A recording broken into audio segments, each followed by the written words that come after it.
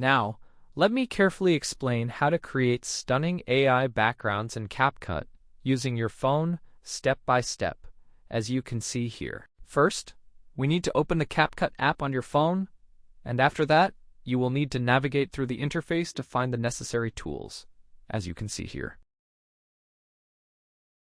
Now let's move to the next step where we open the AI tools. Here we will carefully search for the option labeled Text to Image, and then we will press on it to proceed further, as you can see here.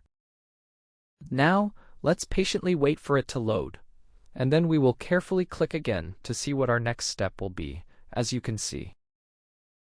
You will enter your prompt here. Let's now find a suitable example to use, as you can see, to guide our creation process. For instance, let's open Charger 5, where we will carefully enter our prompt, such as create an AI image, as you can see here. Create an AI image or background featuring a 3D girl, as you can see, to enhance your project with vibrant visuals. Now let's proceed.